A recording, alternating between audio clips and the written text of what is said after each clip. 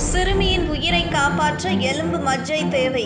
ஊடகம் மூலம் அறிந்து நண்பர்களுடன் உதவச் சென்ற சல்மான் கான்.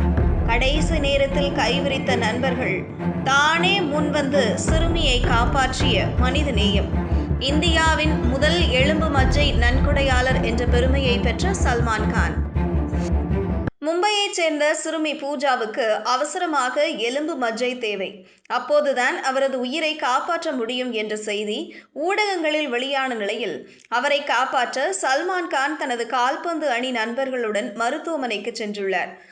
அங்கு சிகிச்சை முறை பற்றி அறிந்த அவரது பணக்கார நண்பர்கள் பலரும் மனைவி திட்டுகிறார், பெற்றோர் பயப்படுகிறார்கள் போன்ற பல காரணங்களை கூறி தானம் கொடுக்க முடியாது என கைவிரித்துள்ளனர். பல திரைப்படங்களில் பிஸியாக இருந்ததால் சிறிய அறுவை சிகிச்சை சென்றால் சில நாட்கள் ஓய்வெடுக்க வேண்டியது வரும் என்பதாலேயே தனது நண்பர்களை அழைத்திருந்தார் சல்மான் கான்.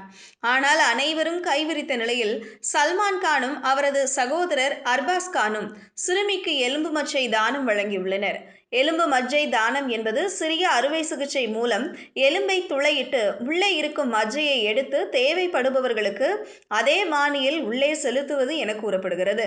இந்த நிலையில் இந்த சிகிச்சை குறித்து பேசிய சல்மான் கான், எலும்பு மஜ்ஜை தானம் குறித்து போதிய விழிப்புணர்வு இல்லாமல் இருக்கிறது.